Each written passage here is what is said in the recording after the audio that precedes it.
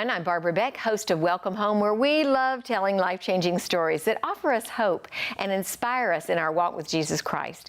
Well, when we produce Welcome Home, we're always on the lookout for new stories that we can make into a special program that simply spotlights someone's journey, that just tells the story. And today's life-changing story is simply that. We're going to take a glimpse into how God truly fashions His custom-made plan for each of our lives. So, sit back, relax, and enjoy today's life-changing story.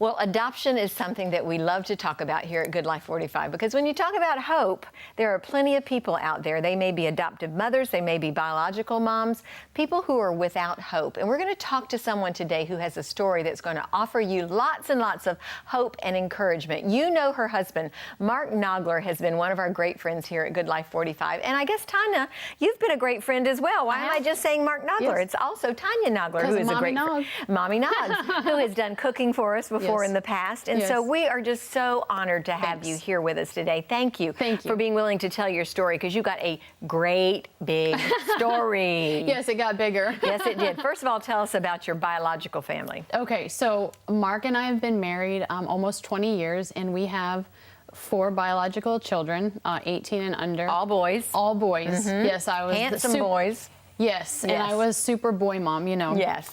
And then a few years ago, we really started talking about adoption and pursuing, you know, that avenue to expand our family and to honor God's word for caring for the orphans. Right, which we're all called to do. Yes. You so beautifully told me before we went on the air. We are called to tend to widows and orphans, right? Yes, we are.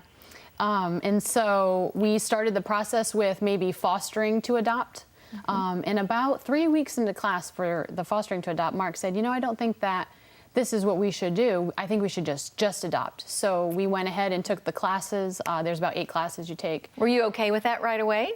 Yes. Yes? I actually didn't want to foster either. Oh, you wanted to adopt. We thought it was the best avenue for adoption, was to go through and foster first. And there's a huge need for foster families too, equally as much of a need for adoptive families. So, you know, either way, we felt like God was going to use us. So we gently bowed out of the foster class and started the adoption classes about 6 months later. And how long did it take you to go through adoption classes? This is through the state of Florida, by the way. Yes, through the state, and it's free, and they provide, you know, all the curriculum and the teachers and stuff. It's by county, and so ours was an 9 week, class, and I do believe now it's 8 weeks. Okay. So it's a real short commitment. It's about 2 hours a night, once a week. And they do a home study, they look at your home, they look at your relationship, and they determine whether or not you qualify. Yes, and they interviewed our boys. Oh, they did? Yeah, it was really cute, and asked them questions, and so they were so excited about... kids can have a lot more insight sometimes than even we do as the parents. Yes, and they can say the darndest things. Yes, they can. Yes, they can.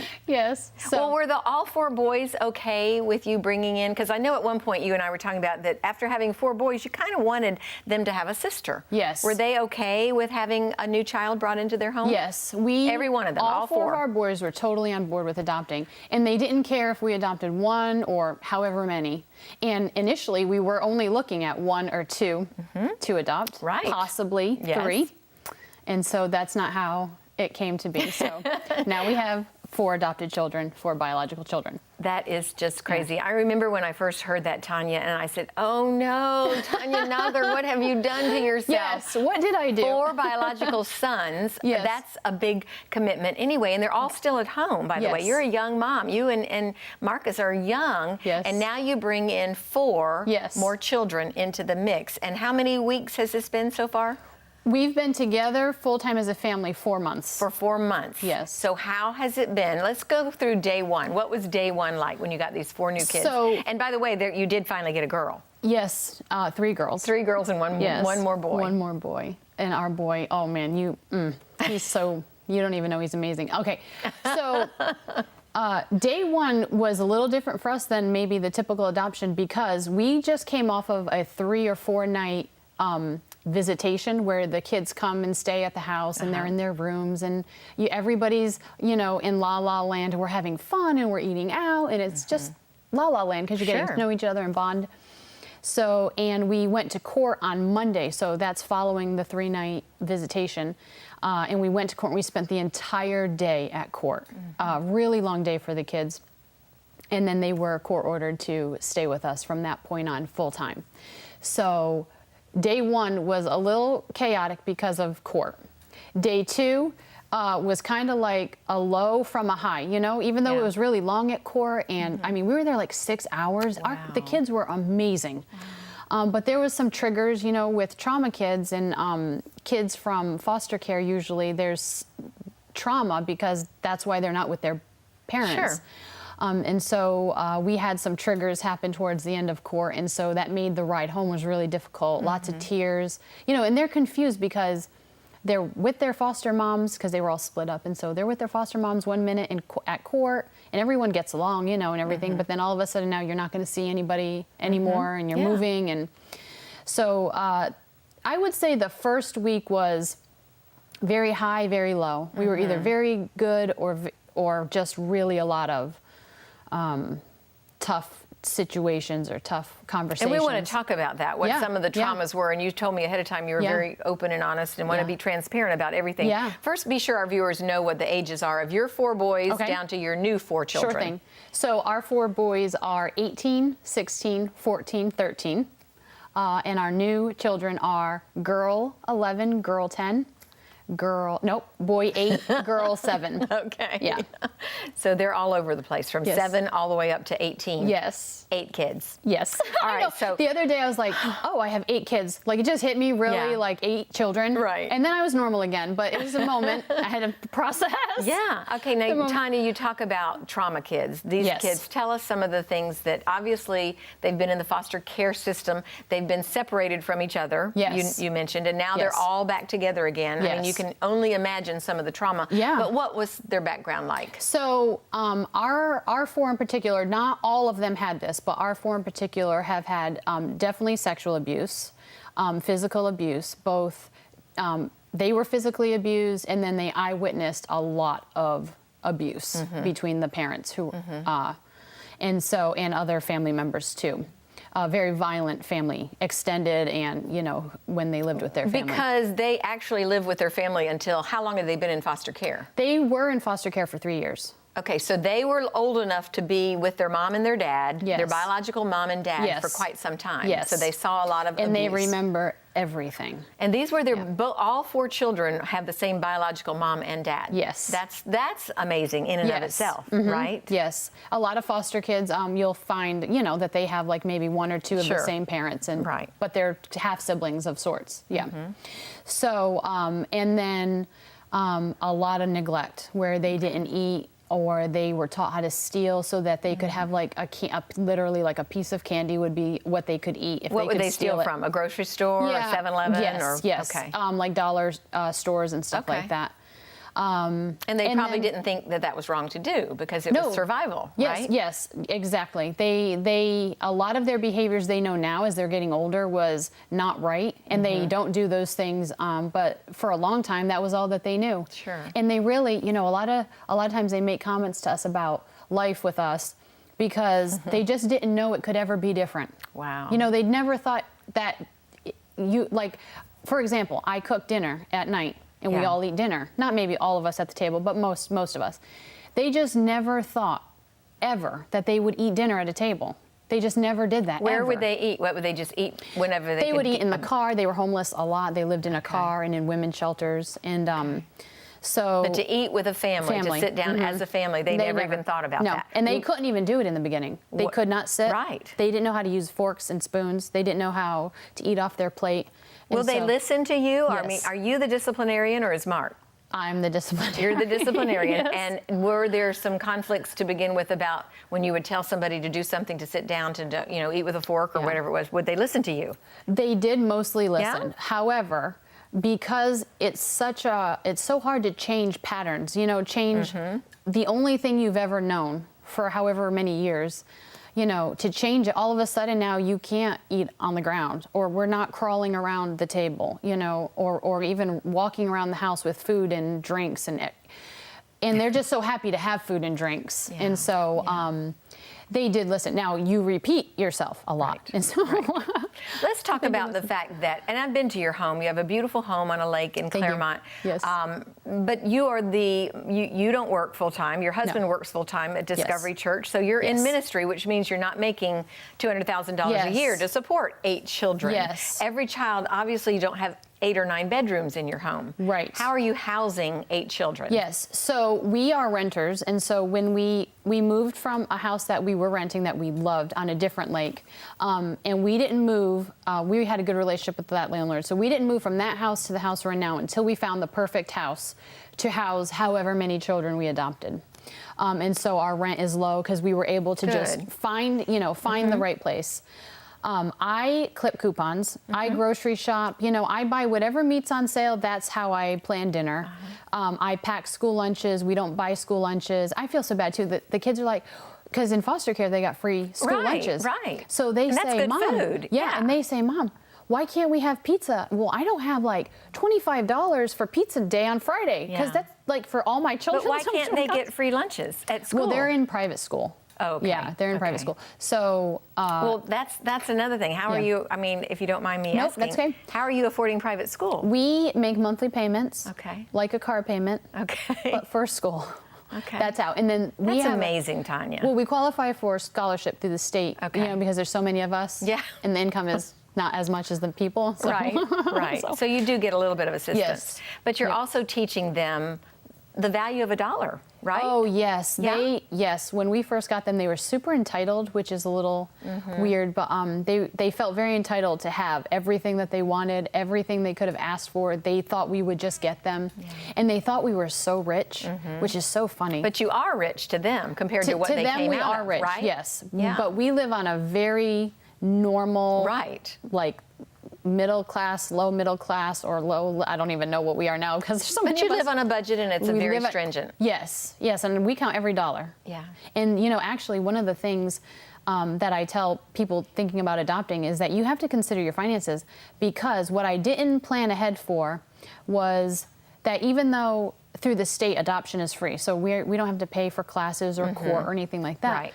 But you do take on all the costs of driving them to and from counseling and from therapies and getting them plugged into things that help build their character and their confidence and their self-esteem. So we have them plugged into football and cheerleading and those things cost money. Are like whole house payments. Yeah.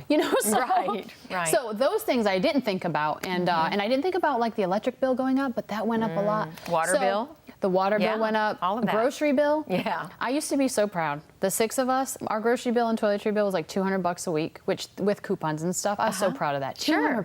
That's crazy. Awesome. That's it is. With real food too, not just like Pop-Tarts or whatever. Right. And now we're like $400 a week, and I'm like, oh my gosh! And that's with coupons and all the same tactics. And never eating out, probably. Do you rarely eat out? Yes, very. Yeah. When we were doing visitations, we ate out because you have to, because you're so far away from home. Yeah. But since we've come back, I think we've eaten out 2 times in 4 months. Why do your boys, your biological boys, not resent this just a little teeny tiny bit? They're getting ready to go off to college. There are lots of expenses for boys that are teenagers that are in high school and are wanting to date and drive a car and have gas money and all that kind of thing. Do they not resent just a little teeny tiny bit? There was a few times where 1 or 2 or 3 of them at different times have, I think, felt resentful. Well, good, they're normal. Because they're normal, yes. And because, our selfishness doesn't always want to put somebody else before. Yeah. And so, but it's been so good for them because they have thought through it and processed it. They've talked to us about stuff. Good. And it does cost a lot of money to take 4 new children, now register them for school. That's a very costly. Just going back to school for 4 new children with backpacks and school supplies and shoes. And I want to say, too, a lot of people have done this thing called wraparound care. So where it's not a program or anything, but they've kind of wrapped around Mark and I like a hug in a sense and really helped us. My brother, he has come over with $100 here, $100 there and said, hey, take care of the kids' school shoes. I started crying. I was like, oh my gosh. And people from church and from friends from other churches, you know, the body as a whole, not just our church. Bringing over a bed, bringing over sheets, bringing over new clothes. And so while it's costly, also when the body is wrapping around care in a sense, it helps with all of that. You sent out a picture not too long ago of you and the 8 kids at Disney or Epcot. I can't remember which one. How do you afford to go to Disney? Oh, that was such a blessing. I had a friend, actually a friend of Mark's from high school.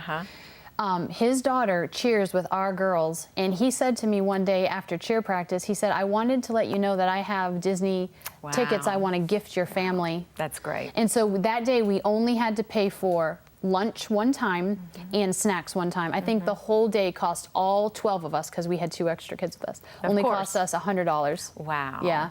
But you know, Tanya, we all talk about Jehovah Jireh, our provider. Such a provider. And then to be able to see it firsthand like you do, and like other people that could come alongside you and say, yeah, we've seen that in our own family. We've seen it in our family where, you know, my husband had to raise his own support for so many years, and we weren't sure that the money would ever come in. Never once do his children beg bread, you know, is what the Bible says. We always get provided for. And it must be kind of neat and encouraging for you and your family to see God wrap his arms around your family, right? It is. It's encouraging, and you know what it is? It builds faith in you, and then that faith builds someone else's faith. So I got a card in the mail the other day that said, I don't even know this lady. And she got my address from a friend because she sent me Dunkin' Donuts coupons. So anyhow, and she just said, you're such an inspiration to us, and I don't even know you, and I just feel so inspired. Your faith has built my faith. And I thought, that's it. That's the Christian walk, to encourage each other that by obedience and by faithfulness, you build then the faith of someone else, that they can do it too, or survive it, or get through it. I hate to ask you this question, but I think the answer is going to be yes. Okay. I wonder if there are more little Nauglers out there that you would ever consider adopting. You know, there are weeks when the answer would be no. There are also many, many weeks that I think there could be 2 more. Wow. Yeah. Wow. Yeah. So, what's the biggest challenge on a day-to-day basis that you're facing right now? The biggest challenge is extending myself. So, for example, another way someone has wrapped around care without knowing that they're doing that is she's texted me the last 3 mornings in a row and said, Ton, I'm going to pick up the boys from school. That frees me up because I go from one to the next. To school, come home, to counseling, come home, to counseling, come home, to football, come home, to cheerleading, come home. So see, so that frees me up. So a big challenge is I'm literally only one person. I have the heart to do it, but I'm just one person. And so that's a big thing. Financially, you know, that's a big thing to come to a steady, even groove where you can afford all these groceries and all these things that cost all this much money. And so, and I'm not saying, I'm not disappointed in that either. You know what I'm saying? I'm just saying that's something that would be, you know, to think about. That's the best way I should say it. Sometimes a really hard day or a moment might be one or more being really insecure. And then something triggers something, and so it causes a meltdown for an extended period of time, or the whole family can kind of feel when there's tension between maybe 1 or 2. And so, you know, to constantly have the compassion come out and have the strength to emotional strength to just give it and then give it again and then give it again and really pour yourself into these little tiny humans that are so hurt and so broken. And so that's, you know, that can be really tough too and really tiring. One of the things Mark and I have said many times is we didn't plan for how tired we'd be. So the first month, for real, we would put them to bed and we would go to bed and I couldn't even say goodnight. I would just conk out.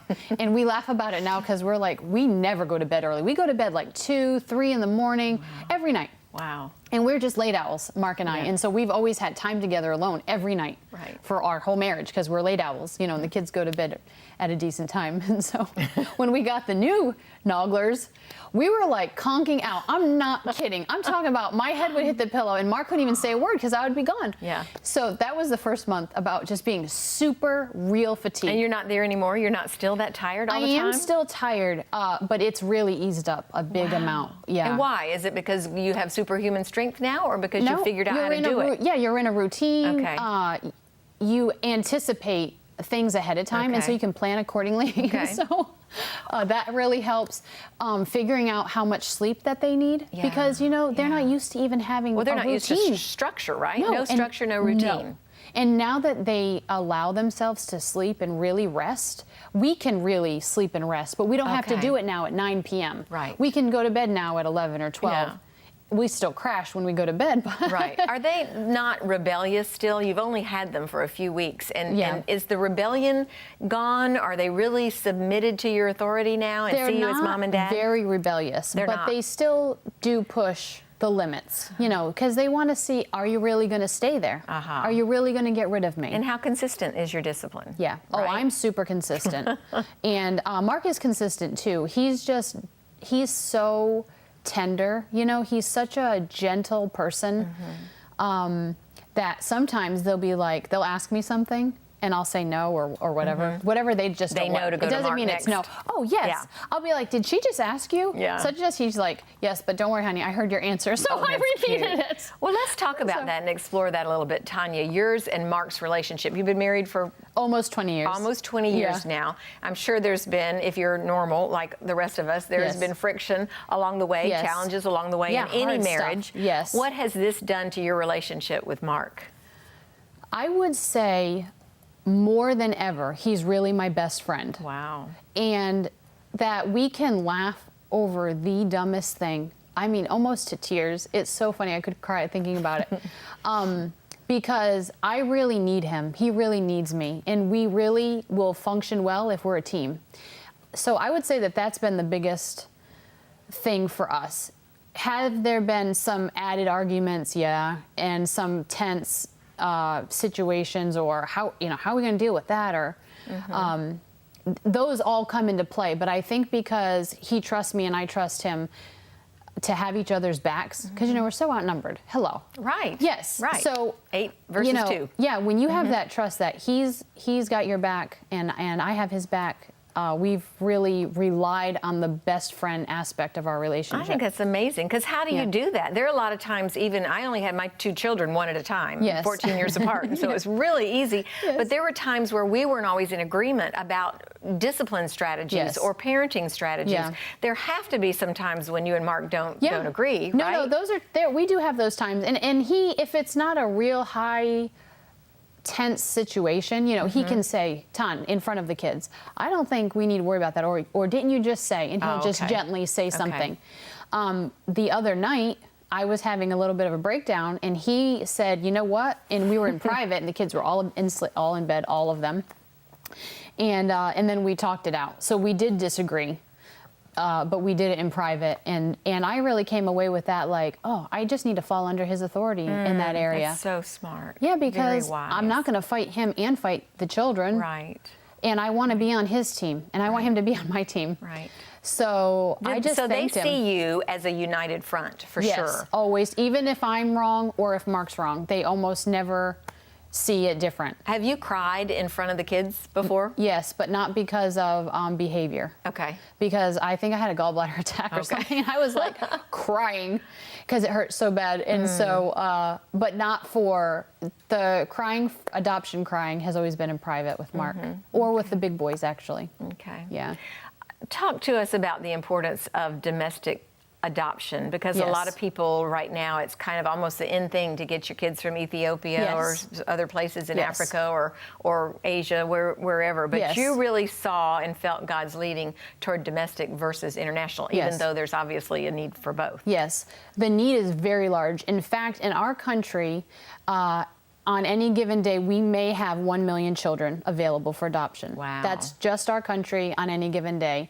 In Africa, China, any of the other countries combined, the total number of children waiting for adoption is over 150 million children. So the need is very huge internationally versus the need here. Although 1 million is still a lot of children, Right. the need is a huge difference.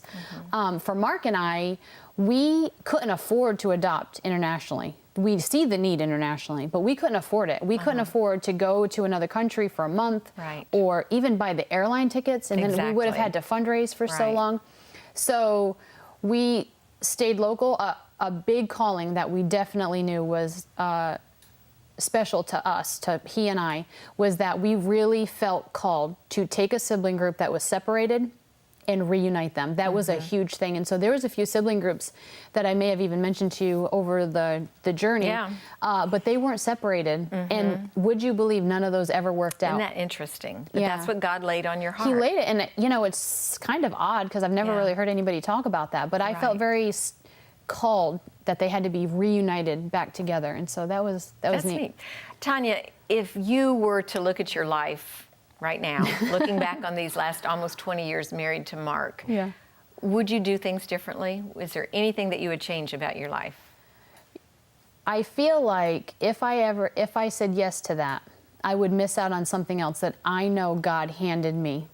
So if I said yes to maybe finishing my one whole year of college, He wouldn't have handed me Brandon, our oldest. If I would have waited to have Brandon, I wouldn't have had Noah, Gabriel, Zach. See, Yeah. if I changed any one thing of my past, I wouldn't have the gifts that God provided. So I don't think I would change it. Some of it was crappy too, you know, and hard stuff. Right. But then I know that something else wouldn't be there. So I don't know that I would. Tanya and Marcus Naugler, you guys are doing such an incredible job. You're an encouragement to me, an inspiration to me, and I know Thanks. to our viewers today. I'm so grateful to God for bringing Tanya across our path today. If you think about becoming a wraparound friend of hers, we'll have her contact information up on the screen for you, because she and Marcus are pretty amazing in what they've done, having 4 biological children, adding 4 more children to the mix who were siblings, and just the neatest part is that they were led by God. So continue to pray for this Naugler family. Continue to pray about your involvement in taking care of orphans and widows, because that is our calling. That's what we're all told to do in Scripture. So great program today on adoption. Again, Tanya Naugler, thank you for being here with us.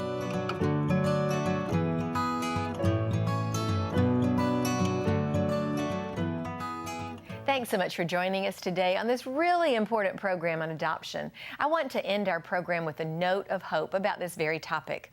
I don't talk about this very much anymore, but when I was a young mom and had my first daughter, I yearned for a big family, for more children.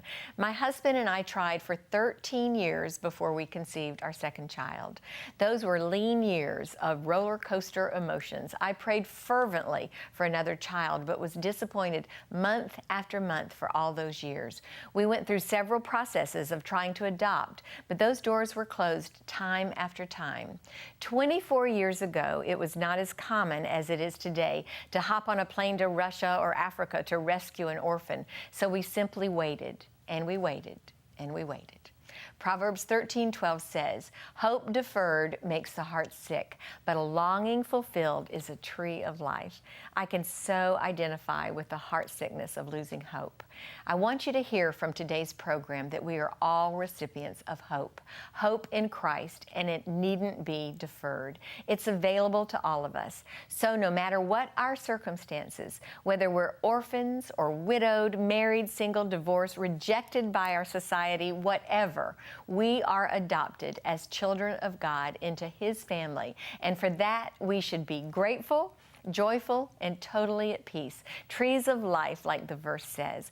Well, that's our note of hope for today. Thanks so much for joining us, and God bless you.